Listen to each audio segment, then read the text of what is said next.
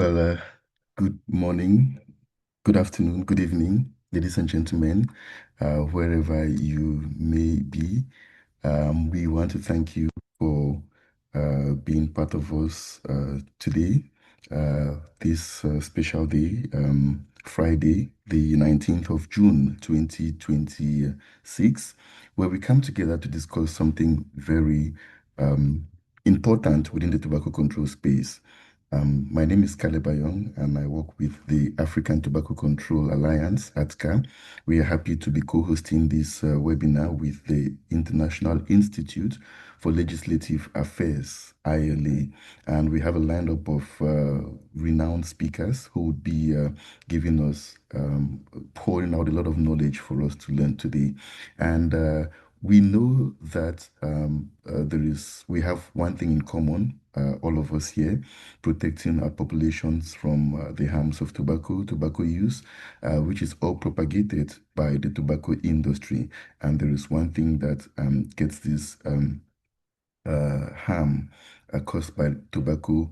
If there is one thing that gets it really affecting our populations, it is tobacco industry interference. And our webinar today is focused on tobacco industry interference within regional trade agreements. We will have special case studies today from Kenya. We have, like I said, some well-renowned speakers lined up for us today. I wouldn't go into all of that. We will be discovering these people as we go ahead with the webinar. For those who are joining us just now, permit me inform you that we have interpretation services for this webinar in English and French. And right now you can already go to the interpretation icon and choose your language of preference. You should be able to listen to the webinar either in English or in French. And I'll say this very quickly for our French-speaking audience so they can also get to benefit from interpretation services. Je disais donc que pour les francophones, nous avons des services d'interprétation disponibles à ce webinaire. Il suffit de cliquer sur l'icône d'interprétation et choisir votre langue de préférence. Nous avons les services disponibles en anglais et en français. Thank you very much. Without wasting any more time, I mentioned earlier that we are hosting this webinar with the International Institute for Legislative Affairs, IILA, based in Kenya, and I'm pleased to welcome the Chief Executive Officer of IILA, who will be giving us welcome remarks in today's session. Ladies and gentlemen, permit me welcome on the stage Ms. Celine Awor from IILA. Celine, please, you have the floor. Thank you. Thank you very much, Caleb. Good morning, good afternoon, everyone. From wherever you're joining us, thank you very much for making time to join us in this webinar. This webinar is titled Unmasking the Tobacco Industry, Exposing and Countering Interference in the African Continental Free Trade Agreement. And we are going to share the findings from an analysis we conducted on the negotiation process as well as the trade text, agreement text, with a case study on Kenya against the East African protocols. I think before I proceed, I just want to acknowledge that in this webinar, we are disseminating the analysis we did, and this report will be available on our website. And just to note that this has been produced through a grant with the Vital Strategies on behalf of Bloomberg Philanthropies. And the content of this report is really the sole responsibility of us and does not reflect necessarily the position of the donors. So just to give a brief overview of what to expect in the session, our analysis explored the vulnerabilities that in trade negotiations to tobacco industry influence. And specifically, we looked at the gaps and potential loopholes that exist in terms of tobacco industry interference within the Africa Free Continental Trade Agreement, in terms of the negotiation process as well as the text themselves.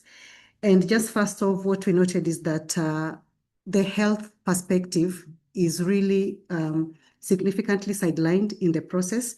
Perhaps this is because the trade agreements being really solely a trade issue, then the health perspective and particularly tobacco control is overlooked. And this we saw even in the engagement of Kenya negotiations in the process, such that the official negotiators most of the time just are appointed from either the trade or foreign affairs dockets, and the health counterparts are not involved in the process of even developing the positions and agreeing on, what concessions or trade-offs or what is important for public health and tobacco control in this instance. Therefore, we are mirroring this to Kenya and how we are seeing this influencing the trade engagements between in the East African community with the counterparts in the region. And so we are going to also present the arguments that come out of this in terms of the possible advocacy entry points for us in tobacco control. Number one, for civil society organizations and how we can start engaging with our policymakers in trade, but especially to interest health ministries, particularly FCTC focal points, because we have a very clear position in the FCTC when it comes to protecting public health from vested interests of the tobacco industry.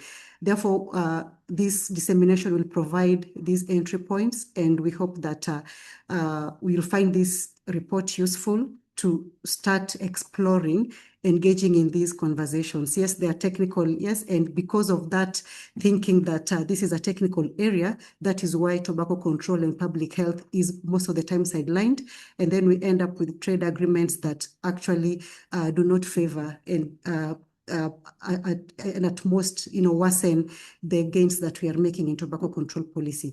So lastly, I'd like to really thank ATCA for this collaborative effort. And yeah, just back to you, Caleb, and thank you for joining us today. Thank you very much, Celine, Chief Executive Officer of the International Institute for Legislative Affairs, IILA, with whom we are co-hosting this webinar today. And before I move to the next speaker, we should let you know that Celine has already set the ball rolling. She's already given us an overview of what we would expect to get in this webinar today. And we would expect to then receive a full overview of the report and its toolkit. And you definitely have questions you would want to ask. We've made sure we provide enough time to get questions and answers from the audience. And I'm really pleased to see some very prominent tobacco control experts for over the years, for many, many years, joining us today, and believing that we would have a very insightful session. And let me just state as well that when we come to the Q&A section, those of you who, the Q&A session rather, those of you who would want to ask your questions orally, you have the opportunity to raise your hand, and we would give you, we would permit you to be able to speak. So you can ask your questions when the time comes through the Q&A function, but you could also ask your question orally. You would just need to raise your hand and we'll give you the floor. And then, of course, we would have a very special address coming in today from someone who needs no introduction in the tobacco control space. We will come to that before the end of this webinar. For now, let's also get some remarks from ATCA's Executive Secretary, ATCA being the co-host of this event. Dr. Gloria Gonese unfortunately cannot join us in person, or cannot join this session live today because she's unavoidably absent. She's actually on travel at this moment, but she wanted to be sure that she can personally deliver her address to us all. That is why she did prepare a video recording, which I'm going to play for us right now. Thank you very much. Dear colleagues, civil society partners, distinguished policymakers, our friends from the media, and tobacco control actors from every corner of our great continent and beyond, I greet you all. On behalf of the African Tobacco Control Alliance, it is an honor to receive you in this vital knowledge sharing space. I must extend my profound gratitude to Celine and the entire dedicated team at the International Institute for Legislative Affairs for their exceptional partnerships in bringing this timely and strategic initiative to life. As a Pan-African alliance, ATCA stands firmly on a definitive mandate. We are unequivocally engaged in supporting and driving initiatives that expose the tobacco industry in all its aspects. We know that the industry operates in the shadows, constantly adapting its tactics to protect its profits at the expense of African lives, whether through hidden lobbying, corporate social responsibility charades, or complex legal maneuvers. ATCA is committed to shining a bright light on these deceptive practices and equipping its network with the evidence needed to dismantle them. Today, we are turning our collective spotlight onto a critical and rapidly evolving battleground, the continental trade and regional integration. To understand the agents of our gathering, we must look closely at how technical vulnerability within a single nation enforcement infrastructure can trigger a dangerous domino effect across our entire region. A prime case is currently unfolding in Kenya, following the recent High Court nullification of the electronic goods management system. For the benefit of clarity, the electronic goods management system is a critical track and trace mechanism designed to secure supply chains, verify tax databases, and monitor novel products such as oral nicotine pouches. When the High Court dismantled this system over procedural procurement technicalities, it did not just disrupt a local process, it effectively created an immediate enforcement vacuum. This vacuum directly compromises the state's capacity to verify revenue and, crucially, to enforce rules of origin under the African Continental Free Trade Area. The tobacco industry has wasted no time in capitalizing on this operational gap. They are actively spreading a chaos narrative across the continent, deceptively arguing that local markets are now entirely unpoliced. They are weaponizing these pseudo-economic talking points to stall vital public health advancement, such as the Tobacco Control Amendment Bill in Kenya, and are leveraging regional trade agreements in local courts, as we have also witnessed in Uganda, to systematically undermine national tax and health policies. What happens in one African nation is quickly adapted and deployed across borders.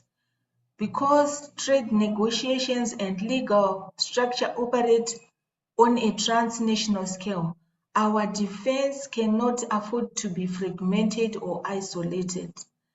This is precisely why the technical analysis and the official African Continental Free Trade Area text reviews we are sharing today are so monumental.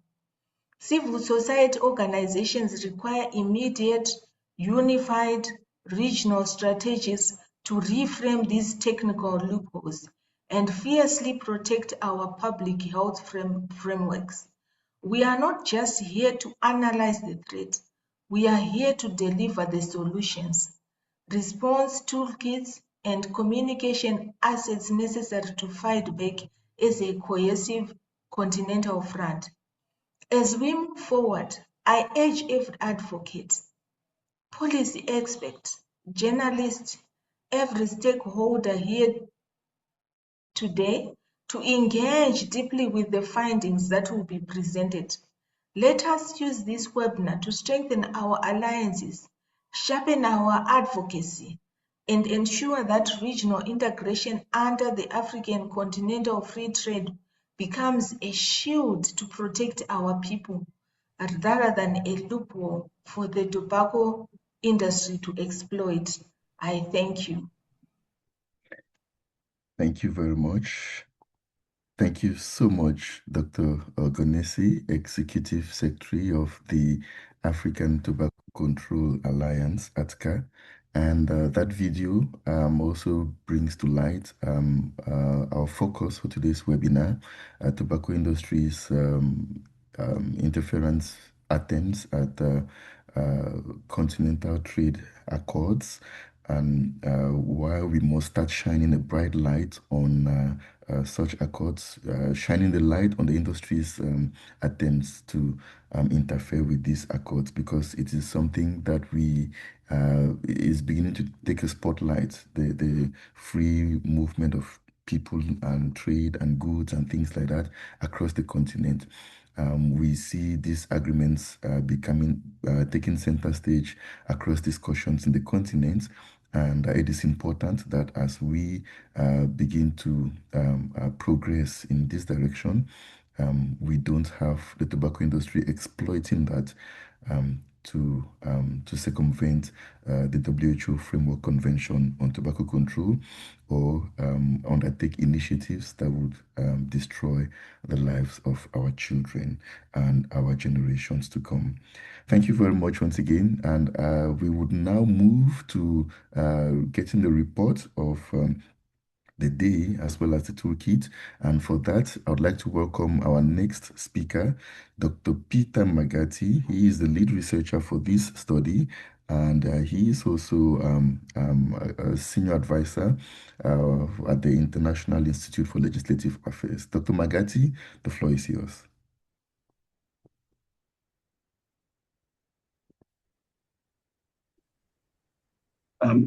Thank you, Caleb.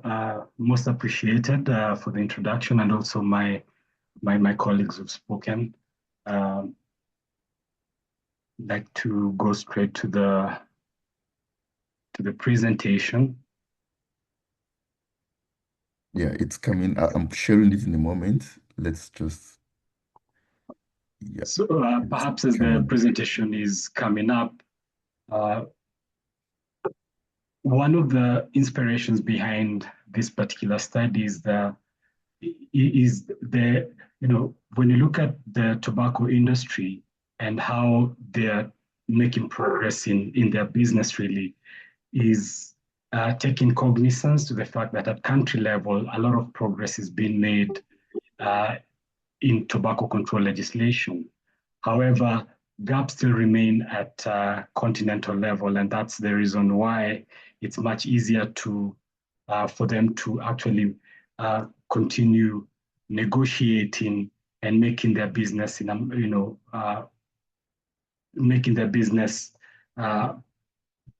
flow much easily without much scrutiny from health advocates in the region.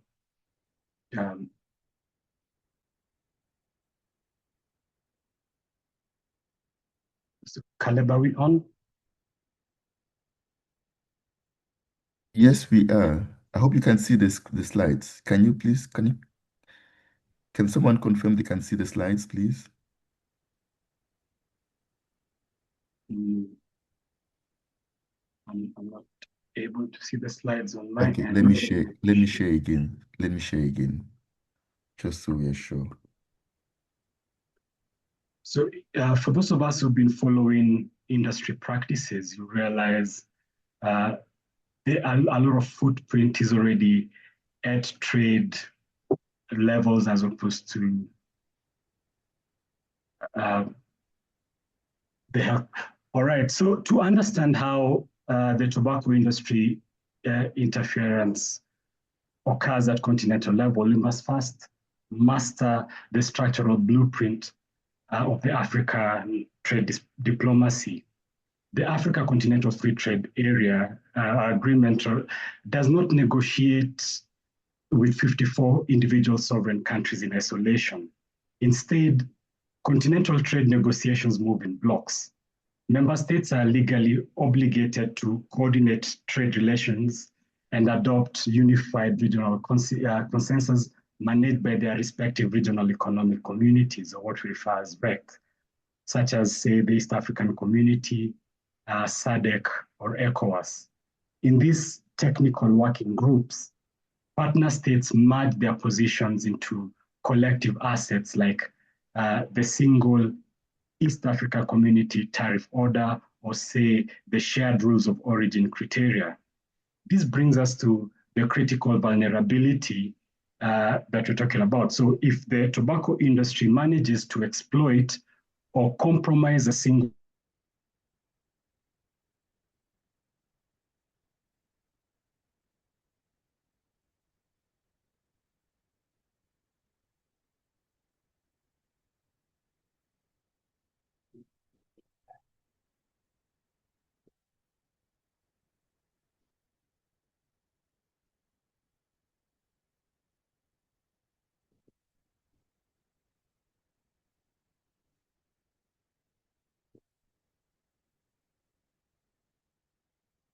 Do we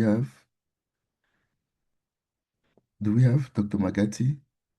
Can anyone confirm, please? I can't hear him. We can't hear him anymore.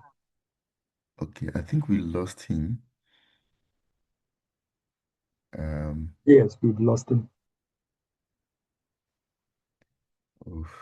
So I'm hoping let's just let's give it a few moments and hope that Dr. Magati can okay, he's back with us. Dr. Magati, can you hear us? You could unmute. I see this. Or is that a second account you were connected with?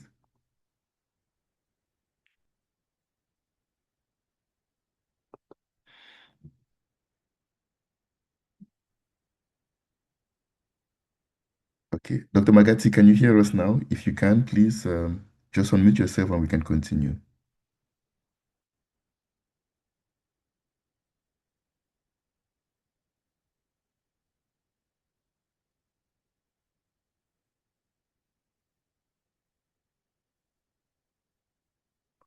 Dr. Magati, can you hear us? I see you've joined us again.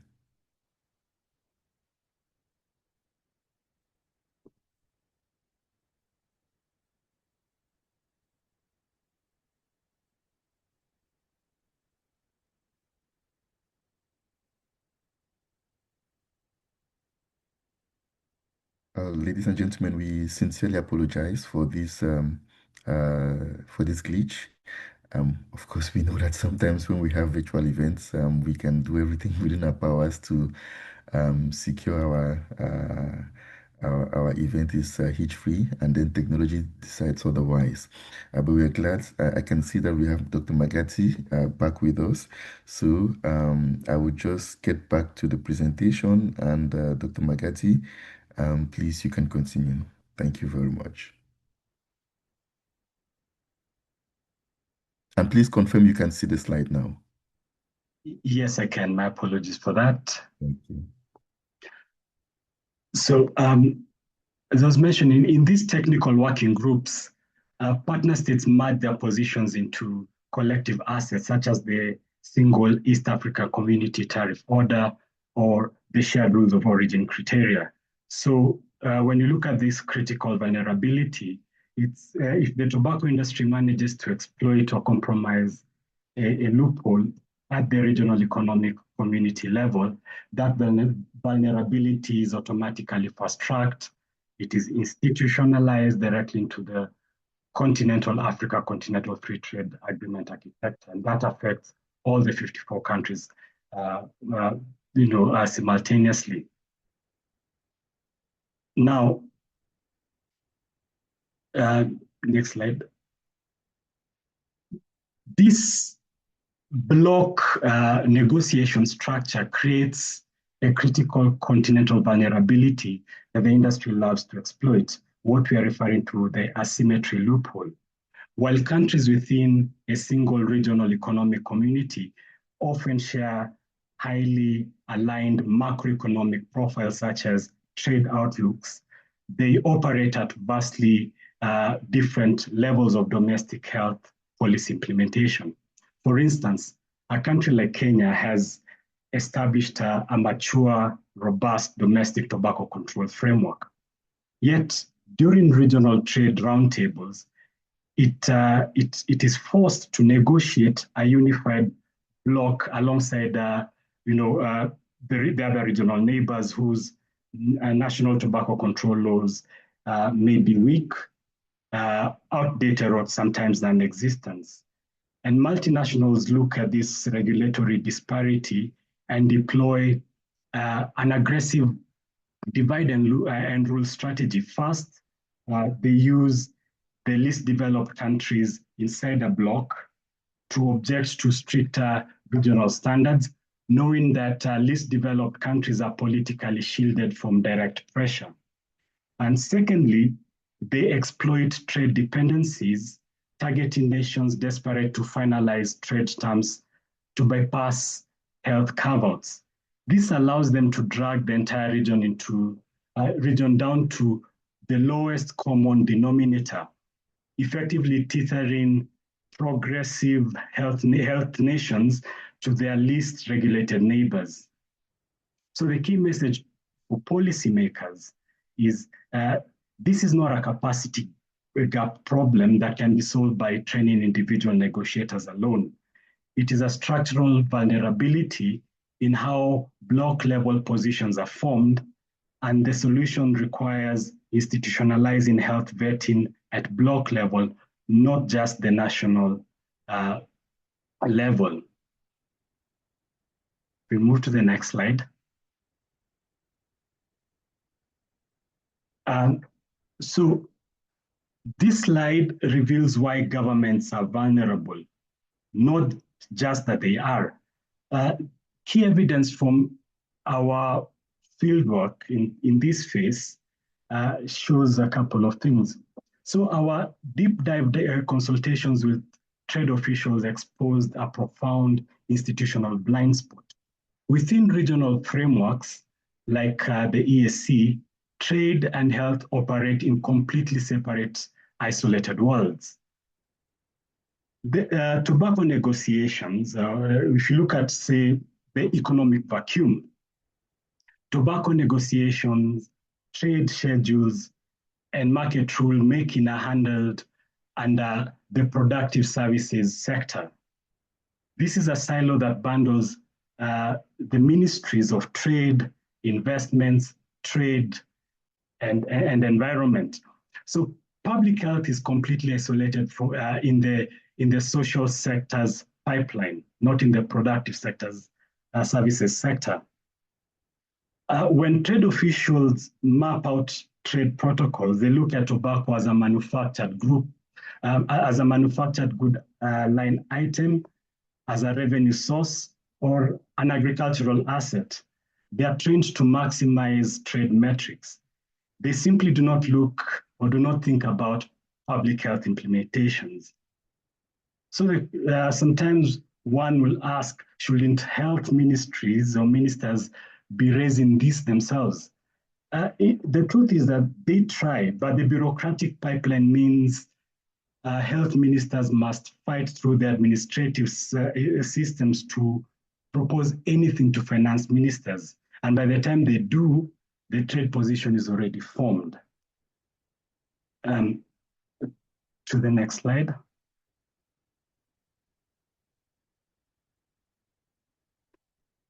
So this is a compelling slide which basically shows the industry is literally in the room drafting rules and health is literally excluded. When regional trade bodies or national ministries meet to discuss tobacco from an economic perspective, manufacturing and the private sector umbrella bodies are explicitly represented. Industry giants are regularly invited to co-draft positions on tariff structures, cross-border transport, and rules of origin. The exclusion is not accidental. Ministries, the health ministries and the civil society are rarely invited and often explicitly barred from these discussions under the stated justification that tobacco is purely an economic topic. By accepting this framing, the tobacco regulation is economic and not a health issue. Policymakers have already considered the most important battle. And phase 2 of this project directly dismantles this framing by building health advocates' capacity to argue in economic terms. So the challenge to the room is, for instance, how many people have been excluded from trade meetings on tobacco? How many of us have been told it's not our concern, and this is the architecture that we must change? Yeah. To the next slide. So this slide explains how the industry converts structural loopholes into economic arguments. The circular trap in plain language, if you look at it, the industry sues to remove enforcement systems, then uses the resulting unpoliced market as evidence that regulation does not work. And it's a self-fulfilling prophecy, and it is deliberate. If you look at excess taxes across the East Africa community blocks, they are completely unharmonized. And this creates a ready-made argument. If you raise taxes in Kenya, smokers will just buy and tax cigarettes from Uganda. The argument is only credible because the enforcement architecture has been removed. The public health data consistently shows Kenya's tobacco tax rates are below the WHO recommended benchmarks. Independent state economic analysis, such as from the Kenya Revenue Authority or KIPRA, consistently shows that revenue from higher excess taxes outweigh illicit trade losses. But Parliament only hears the industry numbers because health advocates have not been given the tools to contest them. This is why evidence verification protocol in the toolkit is critical. It mandates that any industry claim of revenue loss or smuggling threat must be independently verified by state economists before parliaments can act on it. The next slide.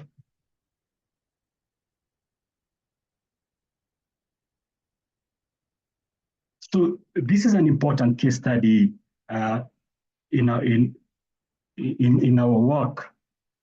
Now, there's what you call the one factory strategy. So BAT deliberately engineered a situation where it could claim the EAC-free trade rights. By centralizing production in Kenya and shipping duty-free, they converted a regional integration achievement, which is the free movement of goods within the East African region, into a weapon against national health policy. Now, if you look at this case, the BAT versus the Republic of Uganda, BAT never argued that it was about tobacco. They argued it was about trade discrimination, an economic rights claim. Uganda had no health economists on the table to counter the economic arguments with the health cost evidence. Now, the EAC, the East African Communities court ruling that regional trade protocols override national tax laws is now a binding precedent across the East African member states. Any government in East Africa that raises tobacco excess taxes above a level BAT, for instance, finds acceptable, can legally, is now legally exposed to the same challenge as Uganda did, as Uganda was. Now, the simulation lab in our phase 2 project trains negotiators specifically to handle this scenario, how to present health economists economics evidence that reframes the excess tax as a state revenue security measure, not just as a trade discrimination measure. That reframing changes the legal and the political landscape entirely. And I think that's a lesson that within the whole continent and the regional economic blocks, it's something that we need to, to carry forward. To the next slide.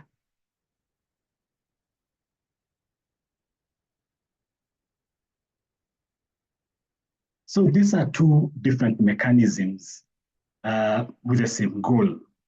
Create, and you see, if you look at both, they create regulatory gray zones where tobacco products operate without health oversight. If you look at the Ghana innovation loophole, for instance, the industry did not fight Ghana's excess duty amendment on health grounds. They fought it on innovation grounds. By reclassifying e-cigarettes as a wellness technology, you can see that shift. And this is a masterclass in economic framing. Once classified under digital trade protocols, the products attracted different, and here we're talking about lower tax treatment and escaped advertising restrictions. And why does this matter beyond Ghana?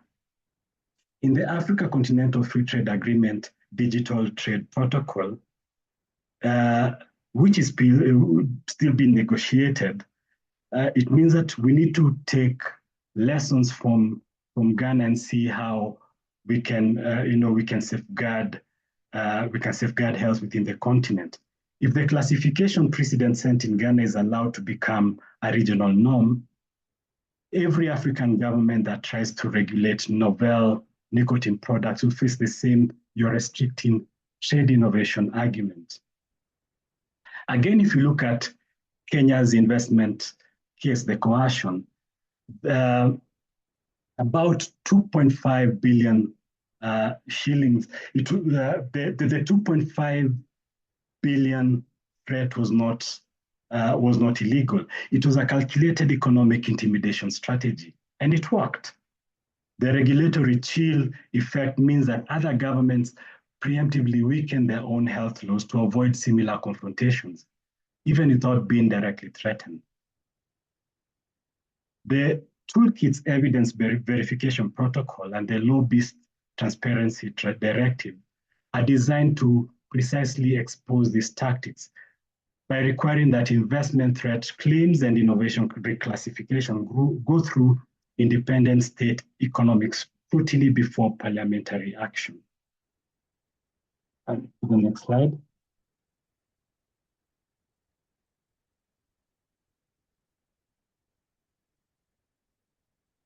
Now, the key message here is that these four mechanisms are not isolated incidents. They are a coordinated continental strategy executed by well-resourced industry across multiple jurisdictions simultaneously. The common thread across all four, the common thread across all four is that in every mechanism, the industry translates a health regulatory action into an economic rights violation. Plain packaging becomes, for instance, investment expropriation. Health taxes become trade discrimination. If you look at enforcement systems, they become technical barriers to trade. Emerging products, regulation of emerging products become innovation restrictions. So public health has been responding with health arguments. The industry has been responding with economic arguments. And what our toolkit teaches public health advocates is to respond with better economic arguments, not just not on industry's own terms, but with more credible, independent, verifiable data. To the next slide.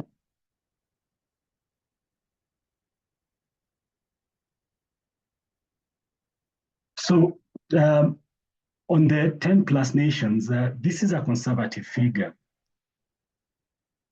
in our phase 1 of our engagement mapping, we identified active tobacco industry interference in Africa, in the AfCFTA negotiations across the East, the West, and the Southern African simultaneously.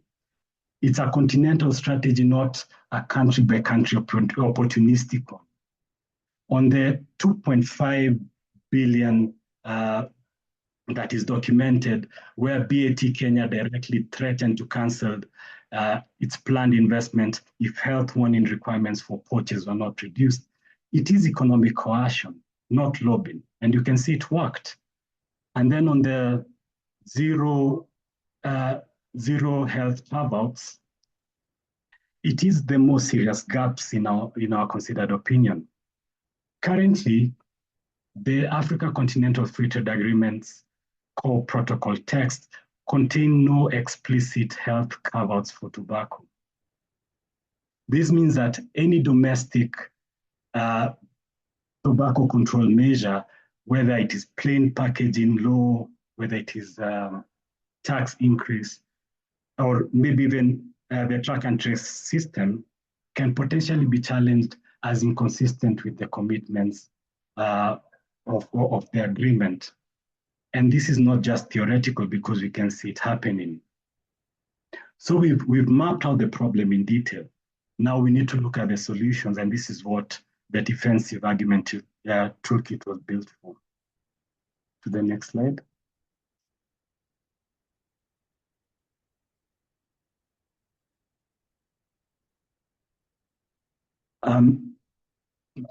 Now, public health has lost ground in trade places, not because its evidence is wrong, it's because it has been presented in health language to people who only respond to economic language. And this is what the toolkit tries to bridge, this particular gap. If you look at the awareness pillar, the case that has been mentioned earlier on the electronic goods management system becomes a revenue security brief. Kenya is losing, say, X billion in tax revenue annually because the track and trace system was removed or threatened in this case, because it's an ongoing process. That argument lands with Treasury in a way that tobacco kills does not, because you see, as the way we respond or the way we bring in the arguments to the very offices is in a language that they understand. If you look at the coordination pillar, this is the institutional bridge that currently does not exist.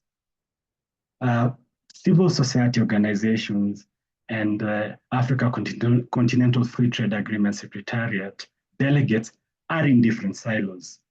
The toolkit includes coordination protocols, pre-scheduled engagement mechanisms for civil society to feed health economic evidence into the negotiation preparation process. And then we have the rapid response pillar.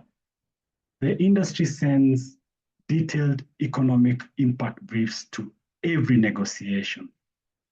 What we do in this toolkit is to provide pre-written, pre-cleared, countered brief on the most common industry economic claims. And here we are looking at illicit trade projections, revenue loss estimates, employment impact statistics with independent data sources attached. And it's important that the toolkit does not ask health people, with all of us here, to stop making health arguments. Rather, it equips us to also make economic arguments and to make them more credibly than the industry does. To the next slide.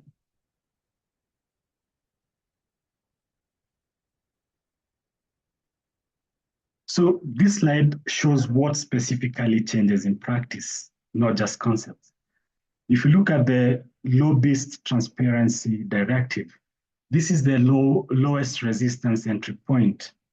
Publishing industry submissions is consistent with good governance norms and it's difficult to argue against. it does not ban industry input. It simply makes it visible and contestable.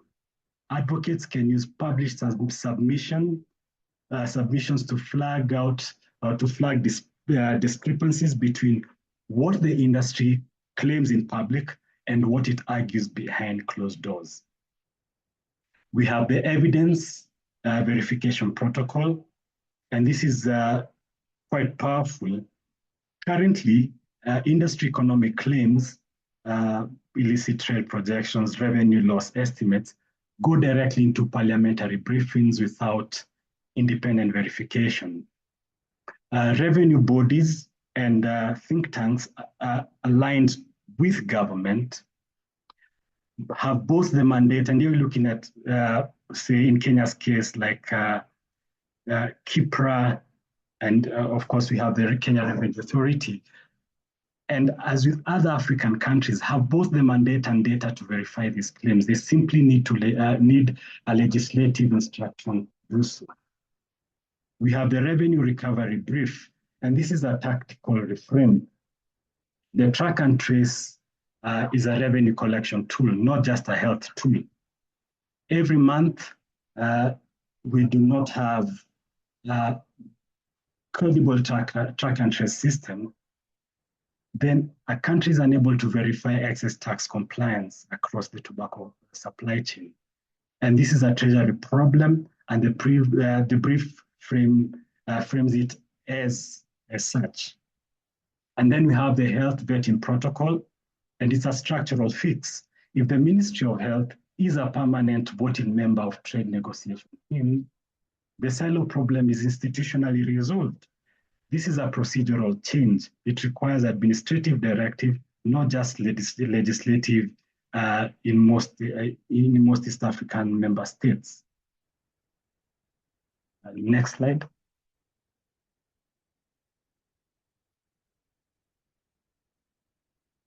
So this slide explains what happens to the research after the webinar. The key selling point for all of us is that this is not a proposal to build something new. It is a proposal to embed proven research into an architecture that already functions using what is already in existence. We have different people who are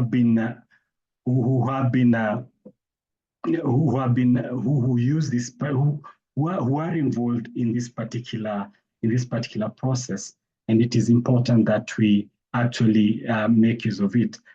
For instance, when you look at it, let's not just when it's shared with all of us, let's not just leave it on the side, but let's make use of it.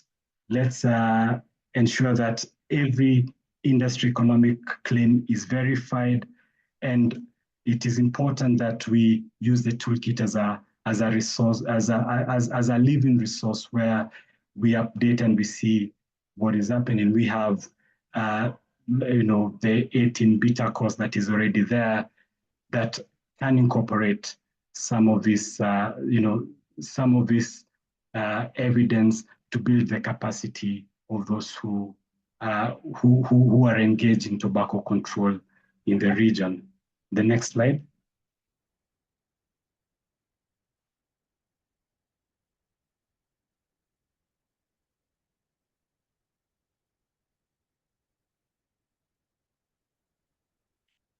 So this slide basically helps us to see where we can move forward.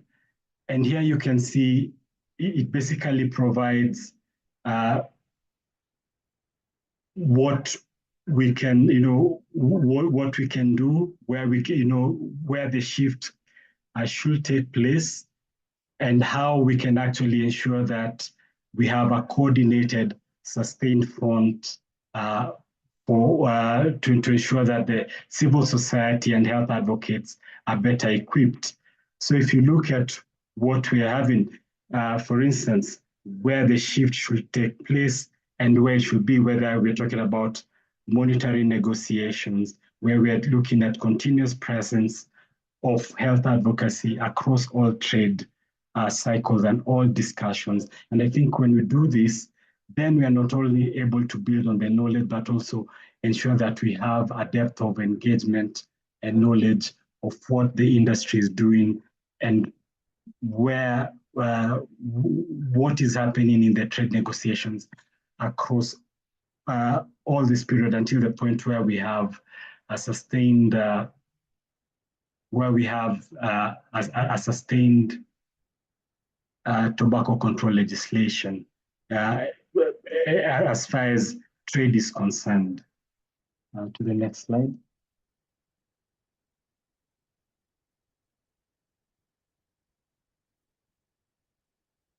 Now, this is an important slide because it brings, this is the moment to bring the room to action. Now, it is important after this particular webinar, we download the toolkit when it is made available. It is important also to, and this is our second ask, that the ministries of health to be permanent trade, to be as part of the permanent trade negotiation members of the treaty. And this is achievable through an administrative directive in most countries. It does not require new legislation. Rather, it is a government directive. Another ask that we have is we have capacity building engagements in the region, such as the 18 Better course. And it is important that we, as tobacco control advocates, those of us who are not enrolled, are able to this particular course or such courses or initiatives are enrolled and are able to learn more on how we can actually strengthen and use these particular toolkits going forward. And the other ask is for the Africa Continental Free Trade Agreement to have a tobacco carve-out. This is a long-term structural goal. If you look at the Africa Continental Free Trade Agreement protocol negotiations, these are active windows. A coordinated cross-regional civil society submission supported by health economic advocates. And evidence from this research and others is a good route to ensure that we have this, to get in carve-out languages into the text. And this, I think, will be very important for us to move forward.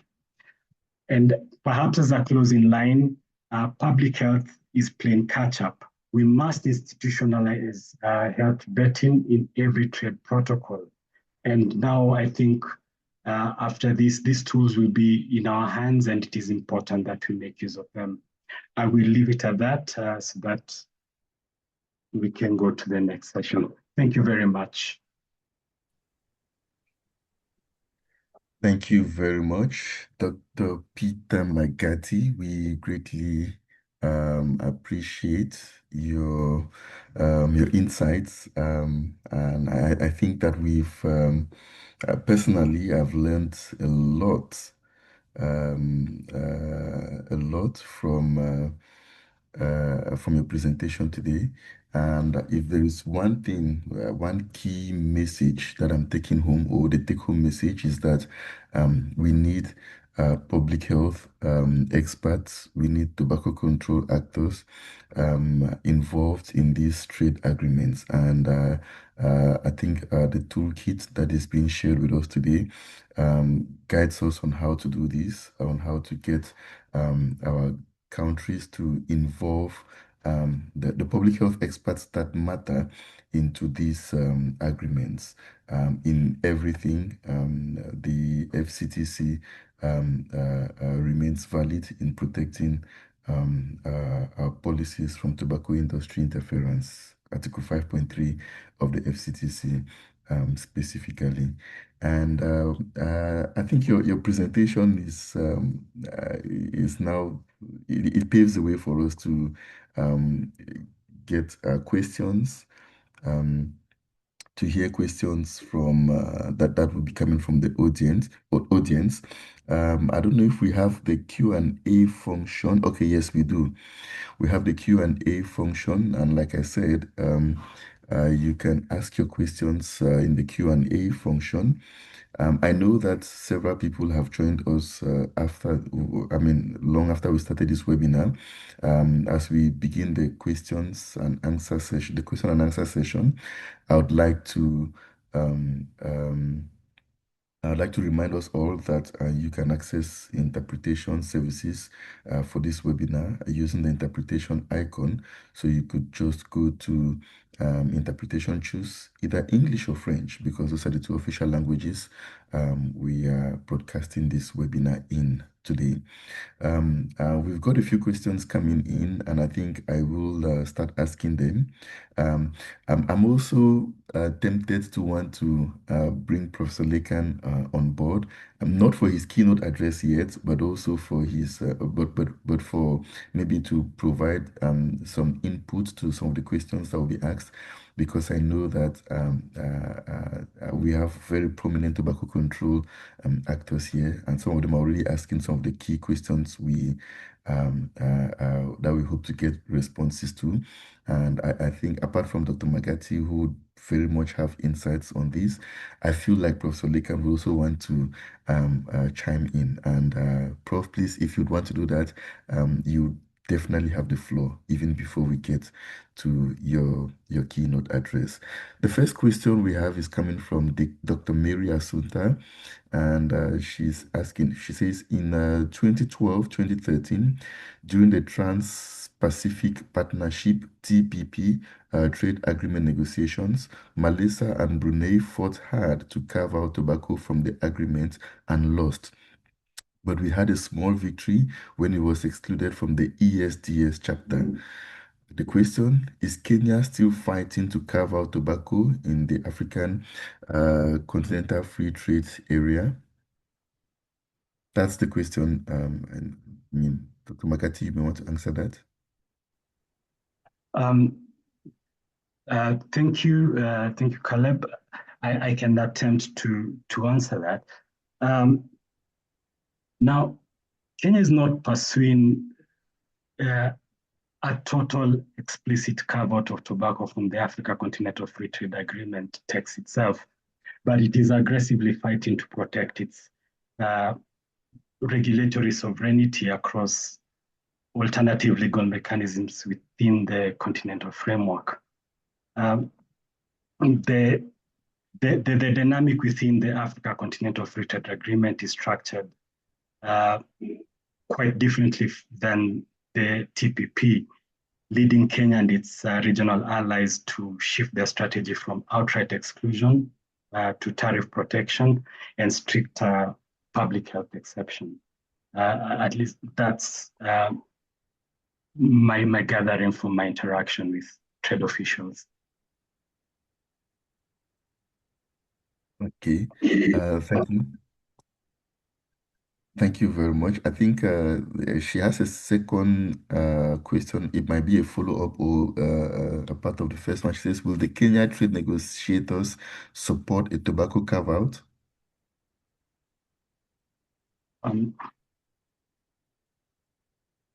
So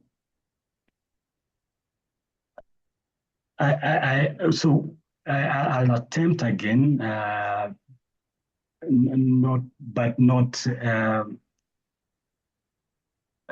as an outsider from government, but my information, or at least from the discussions, whether Kenya trade negotiators will support an explicit tobacco carve-out is a complex issue driven by internal tug-of-wars. The short answer is the negotiators themselves are highly reluctant to support an absolute textual carve-out, but Kenya's legal obligations and power and the Ministry of Health mean that they're forced to have some bit of compromise. And to understand how Kenya's negotiating team led by the Ministries of Trade, Investment, Trade and Industry actually behaves. It's important to look at the conflicting mandates they operate under. So it's quite complex and probably not, I will not be able to fully respond to it. Probably a government official, it's at government level, but it is a complex issue. But I don't think they want a complete carve-out. Thank you very much. A question from George Uma. George is asking, what's the next master plan action from stakeholders?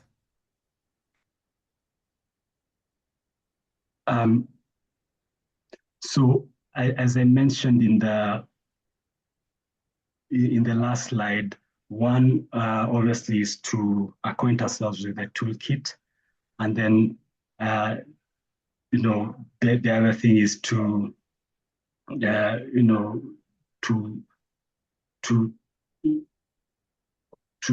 to work or to pronounce our advocacy to the ministries, to our governments, to ensure that the Ministry of Health becomes part of the trade negotiating membership or team through some administrative directives. And then it is important that we continuously acquaint ourselves with the language and ensure that we work closely with the relevant ministries, regional ministries that are involved in these particular discussions. Thank you. Thank you very much, Dr. Magati. So I had mentioned earlier that people have the opportunity to also ask questions orally. And if you'd like to ask an oral question, we have some questions that have been written. We will come back to them. But I'd like to take one oral question we have. We have Etienne Marcel, or Marcel Etienne, who raised his hand. I believe he wants to ask a question. Marcel, you can unmute yourself and ask your question, please.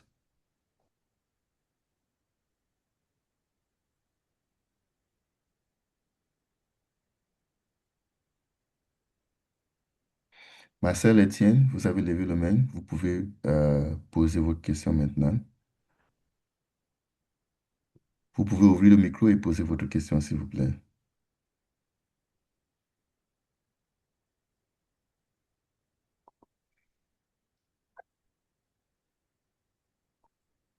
Okay, if we don't have Etienne Marcel, let's take another question that was typed into the chat, in the Q&A function, from Lutkad. Lutkad is from Tanzania.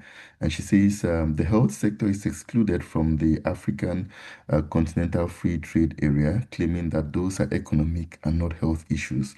But why are trade and economic sectors invited at health forums like the COP? That's that's a general question. Dr. Dr. Magati, you want to say something on that? Thank you, Lutkad. Now, perhaps a better way of looking at it, it's not that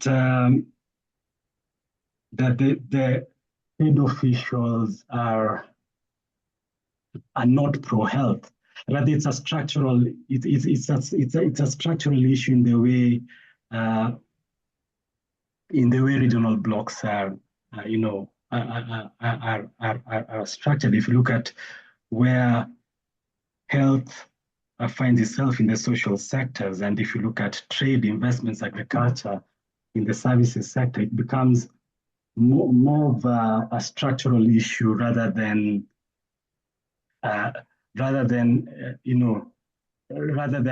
an intent. So it's a loophole and a gap that is, that the industry takes advantage of.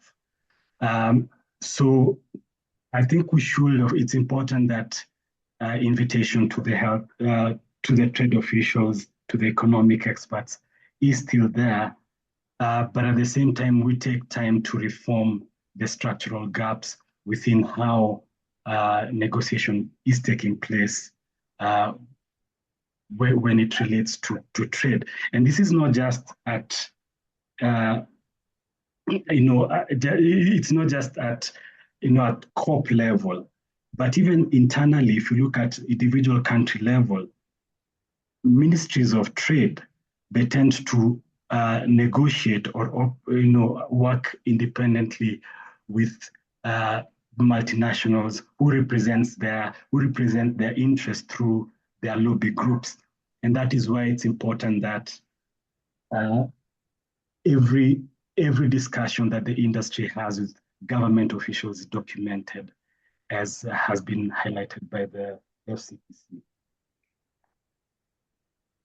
Thank you, Dr. Magati. Another question from Judith Asina. She's from the DRC.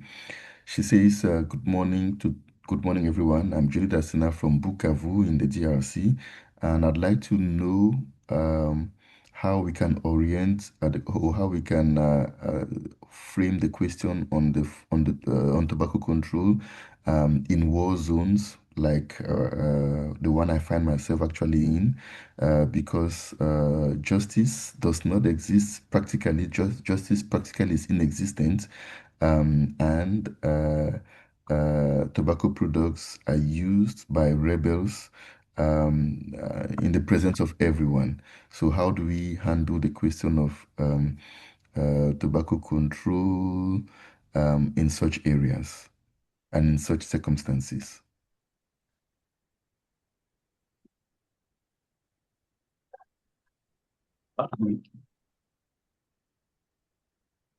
Okay, that's a complex issue, and I'm not sure how to respond to that. But also have my colleagues to chime in. Perhaps Prof can, in his response, can help see how we can collectively approach that, because I don't think there's a response that I can give. Rather, take it back and see how can we approach this collectively as tobacco control advocates when it comes to an issue that is as complex as has been mentioned. Okay, maybe before we do that, Judith has requested that she would like to provide more details on the question she's asking. So we could give her the floor and hear from her. Judith, you can unmute yourself and provide more clarity as you wanted. Alors, bonjour à tous et à toutes. Well, good afternoon, everyone. I am from Bukavu. I'm right now at Bukavu. We are under the occupation of the rebel group for about a year now. These are tangible facts. There are students from schools that have been excluded from 2 schools because they were smoking electronic cigarettes. The management of the school, they don't know the distinction between e-cigarette and shisha. It is when I saw the pictures, we went into the school and I told them that this was e-cigarettes and were excluded from the school. And this was reported in the media. It stopped there. And human rights defenders also did not say anything about this situation because of fear. There's no justice system in the area anymore, and the public authorities did not do anything regarding this situation. Now, the school boys that were excluded were not sure whether they continue smoking where they are now. There's no monitoring done for these students excluded because many people in the area do not know e-cigarettes. So I want us to have a collective brainstorming to see how can we fight against this situation in a war-torn area to save the young people. Students are now smoking cigarettes because of the war situation. These are teenagers. I think this is dangerous. What are your reflections? What are your advice you can give me that we can engage in this tobacco control in this area, though we are under occupation? Thank you so much. Thank you, Judith. I noticed that your question, maybe it's not a very important question, but maybe goes a little beyond the subject matter today. But in any case, I think it's an important question. And please, if one of our speakers, maybe Professor Lekan, Dr. Magati, or Celine wants to chime in on that, please feel free to take the floor and say something.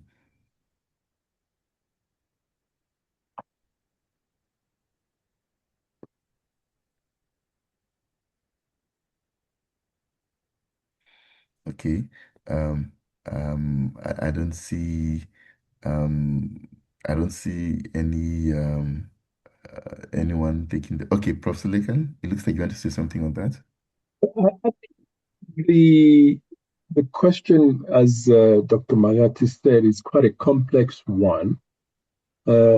Complexity in the sense that it will depend on the state of fragility of the state.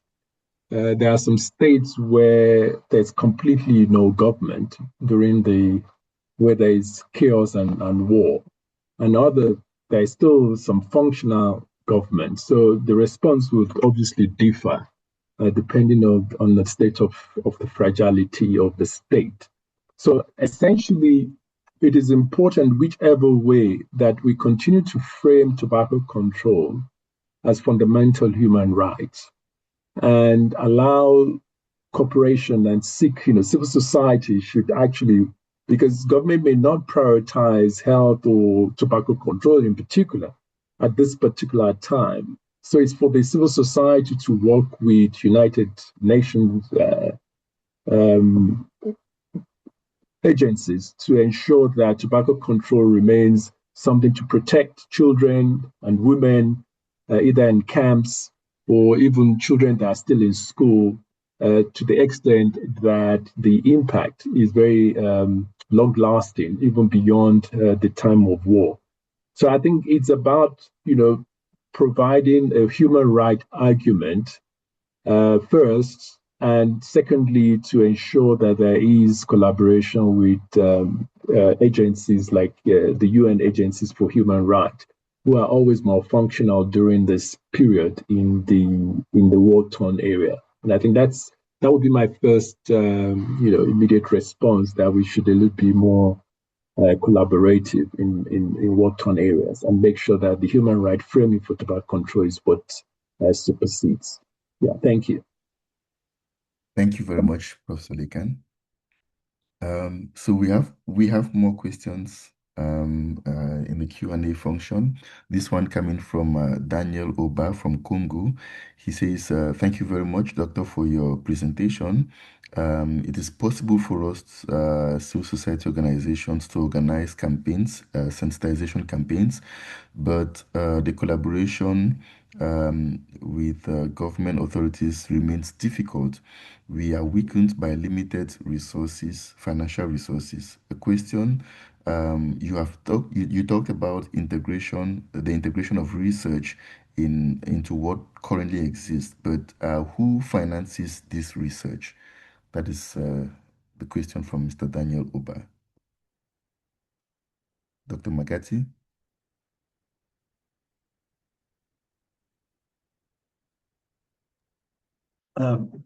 Now, this particular research was, as Celine mentioned earlier, it's a grant by Vital Strategies on behalf of Bloomberg Philanthropies. So those are the principal funders of this particular work. Okay, I think the question is related more to if we need to include researchers into the work related to the African Continental Free Trade Agreement moving forward. Where can we expect to have such funding from? Who should fund such research in the long term? I want to believe that's the question. Okay. Yeah. So what I can mention, well, I can't go into who will fund or who wouldn't fund, because we have different calls. What happened here is we're looking at innovation on how we can advance tobacco control and the different gaps that are there. And I think every organizations that fund tobacco control and NCD work in the region, this is something that is definitely of interest to them. So while I can't pinpoint who will fund or who will not fund, I expect work and information knowledge concerning trade and tobacco, and in particular, as we look at harmonization, regional harmonization and continental harmonization is a critical gap, and it is important in advancing health in our region. So I will say all tobacco control or NCD funders, this is something that I would expect that will be interesting, especially as we highlight the different gaps. Thank you very much. Thank you. Thank you so much, Dr. Magati. And I think Mr. Oba has a follow-up question, Mr. Daniel Oba. He says, in relation to coordination and collaboration, how do we reinforce collaboration between civil society and government in a country that privileges economic interest against public health?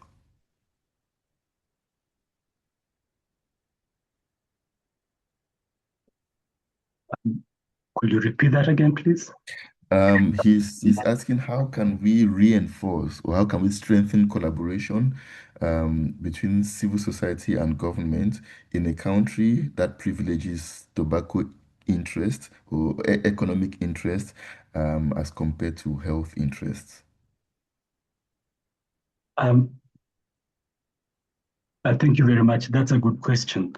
Now, a lot of times we have, as health advocates, we look at the health arguments, and we try to pass health arguments to trade and economic colleagues in government, and we sometimes pass these arguments in information, or rather in a way that they don't quite understand, or conversant with, especially when they're looking at pressure in terms of revenue and trade numbers.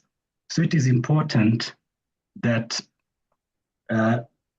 in coordination with health economists and development economists, that we are able to also, in addition to the health arguments, provide the economic and the economic numbers behind these health arguments. So to advance coordination, one is, if you look at the toolkit, we have we are looking at some of these defensive arguments, we're looking at some of the economic arguments, and when we actually are able to acquaint ourselves with empirical evidence and these economic arguments, then it becomes easier for us to actually improve the coordination and collaboration with the trade officials. So it's about how we engage, and also being, recognizing that on one hand, as much as health, the health arguments are important, the question is, do our counterparts understand that. And then two, if you look at, it is important that the discussions trade officials have with the industry are all documented as is required by the FCTC, because then we're able to have notes and details of when and who the industry interacts with. And through that, then we're able to again seek audience and have a better, a more targeted approach in how we relate to trade officials. I think that's one of the ways. I'm sure there are others, but I will quickly think it is important that we align our language in a way that is understood by trade officials. Okay. Thank you. We are gradually moving to the end of this webinar, but we have, I think, two last questions and a comment. I'll prioritize the question from Aziz Agaba. He's asking, what's the interaction between the global trade agreements and the African Continental Free Trade Area or agreement? To what extent do these interactions affect decisions at AfCFTA in the context of tobacco control? Thank you very much. Now, the African Continental Free Trade Agreement is legally subordinate to the WTO, and it mirrors mirrors its coverage, meaning that a clean tax level covered of a clean tax level covered for tobacco was rejected to maintain trade consistency. Consequently, African nations must rely on WTO style, where we talk about general exceptions and specialized tariff categories to protect national tobacco control mandates from liberalization pressure. To prevent tobacco corporation from using these continental investment rules to challenge health policies. So the point is, one, the WTO is the overarching, and we generally try to mirror that. Thank you. Thank you so much, Dr. Peter Magati. We have, I think I'll take this, it really should be a comment in the context of this webinar, coming from Mr. Haja Placide from Mauritania, no, from Madagascar, sorry. Mr. Haja is, I think he raises a comment on a very important or he asked a question which I'd like to make as a comment on a very important point, the challenges we have dealing with tobacco control in countries that are in the phase of transition. And he talks about a certain Mr. Lalias Akbarali, who is at the head of,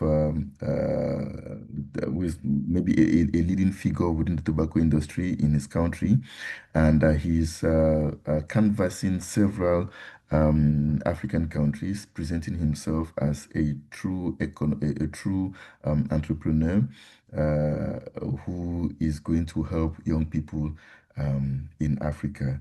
And I think this is a real problem across the continent. It's something that we always have to work on.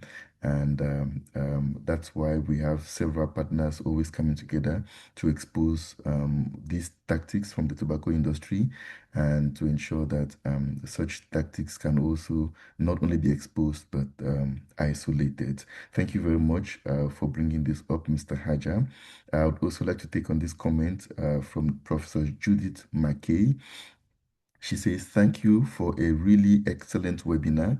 We in Asia are faced with virtually identical issues regarding tobacco control in general and also specifically trade treaties. Same product, same harm, same obstacles to tobacco control, and same industry. Congratulations on the splendid webinar, Dr. Judith McCabe, Hong Kong, China. Lazarus Mbulu, thank you for the presentation and discussion. Brenda Chitinzi, fantastic presentations. Thank you. And those are the comments we've had so far. Thank you very much for your comments. Let's now get our keynote address. We have listened to the presentations from the welcome address by Celine to the address from ATCA by Dr. Gonese to the presentation by Dr. Magati, and of course the questions, all the questions we've had and the very interesting responses we've gotten for all of them.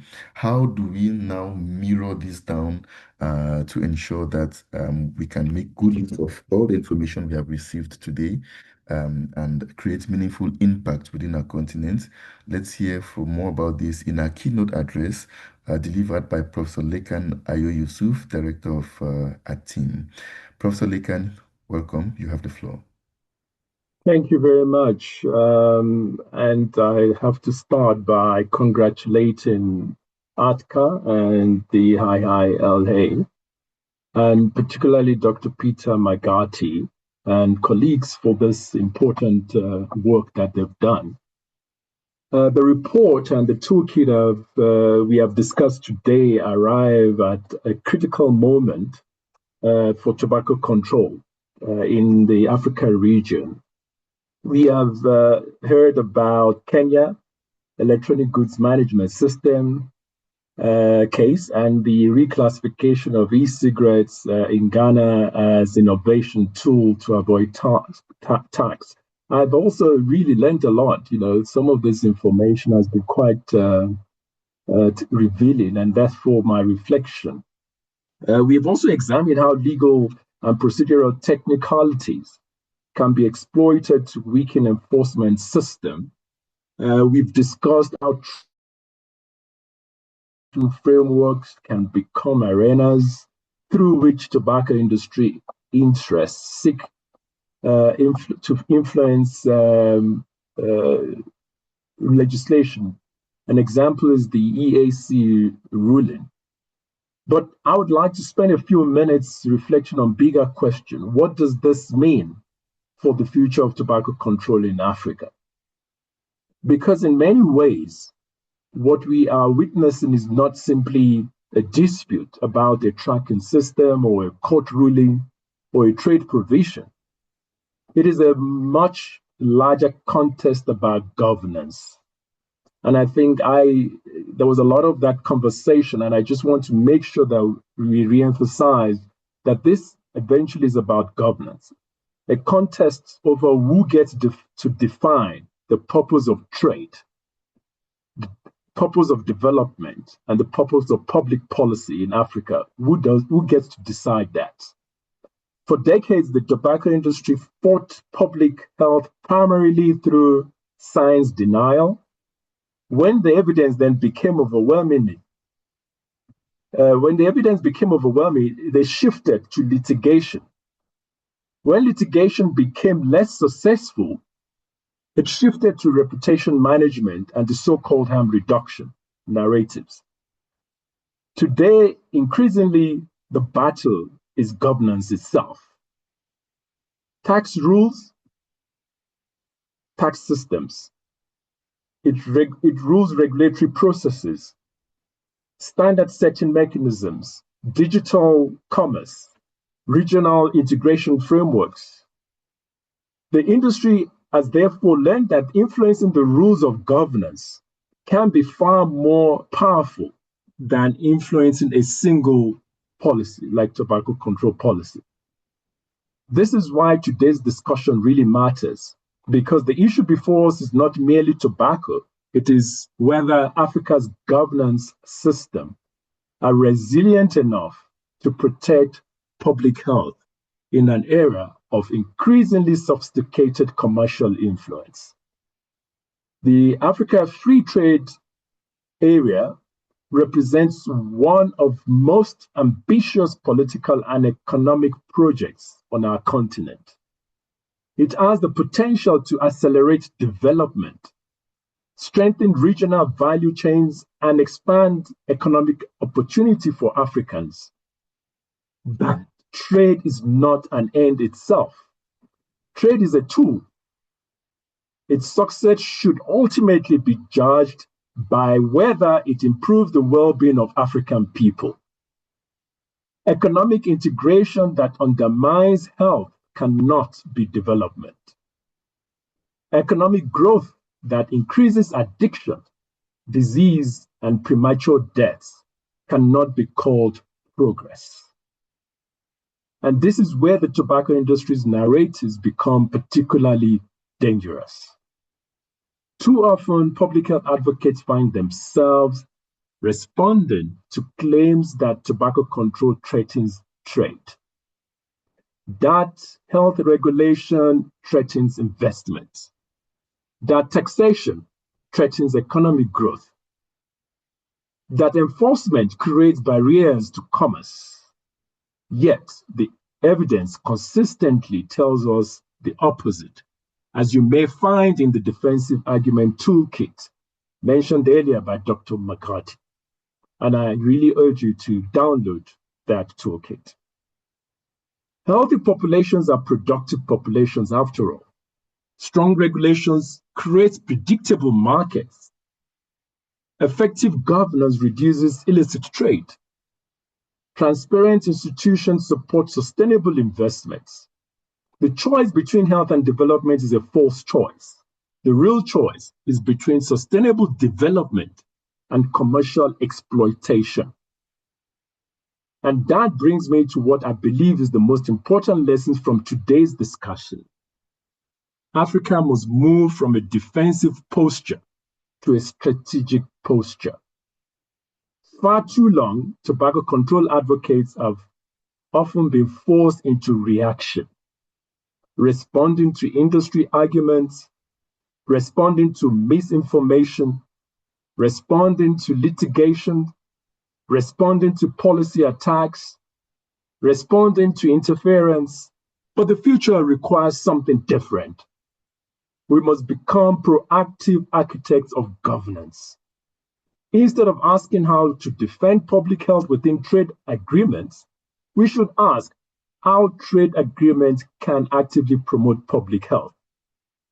Instead of viewing Article 5.3 of WHO Framework Convention on Tobacco Control as merely a shield, we should view it as a governance framework for accountability, transparency, and protection from conflicts of interest.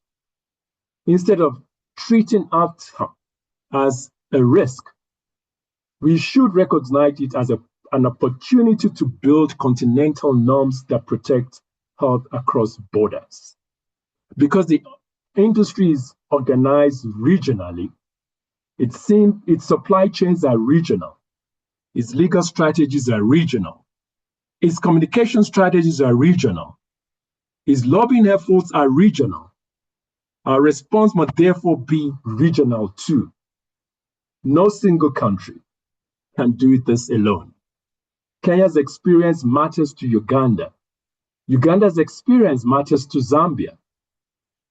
South Africa's experience matters to Nigeria. And the lessons from all of them matters to Africa. This is precisely why the report and the toolkit launched today are so valuable, not because they provide all the answers, but because they help create a shared understanding, a common evidence, a common language, and hopefully a common strategy. As we move forward, I would like to encourage 3 priorities. First, invest in intelligence, like proactively monitoring negotiation calendar, just as Dr. McCarthy said. The tobacco industry studies us continuously. We must equally must be committed to monitoring tobacco industry behavior, trade developments, litigation, trends, and emerging products. And that's for those who have attended the ETIM training, you would understand that we always emphasize these intelligence issues. Secondly, strengthen alliances beyond the health sector. Trade experts, custom officials, economists, lawyers, consumer protection agencies, tax authorities, and development practitioners must become partners in tobacco control. Public health cannot win this battle alone. Thirdly, build African ownership of the narrative. Too often, conversation about tobacco trade and development are framed elsewhere and imported into Africa. We must articulate our own vision, a vision where trade serves people, where economic integration strengthens health, where public policy is protected from vested interest, and where future generations inherit a continent whose development is not compromised by addiction and disease. Let me conclude with this thought. The greatest threat facing tobacco control in Africa today is not a single product, company, or a court case. It is the normalization of the idea that commercial interest should have equal standing with public health in determining the future of our societies. And I think I'm going to repeat. The real threat today for tobacco control in Africa is the normalization of the idea that the commercial interest should have equal standing with public health in determining the future of our societies. We must reject that premise. Public health is not a special interest. It is the foundation upon which all sustainable development depends. The task before us, therefore, is not simply to expose interference. It is to build institutions that are resilient to interference, not simply to respond to threats, but to shape the future, and not simply to protect health policy, but to advance a vision of African development in which health, equity, and human well-being remains the center, irrespective of the state status or state fragility. Even in war-torn zones, we must advance health, equity, and human well-being as the center. Finally, we need to move from defensive advocacy to strategic public health sovereignty in Africa. And that I'll leave you with some of this thought process as we end this today. And I thank you again for the opportunity to make some reflection of today's talk. I thank all the organizers, and I thank you very much. Over to you, Caleb.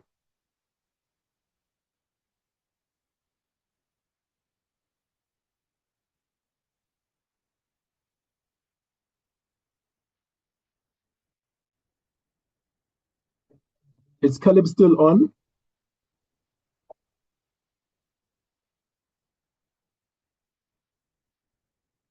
Thank you very much, Professor Lekan. My sincere apologies. I got disconnected just as you were concluding.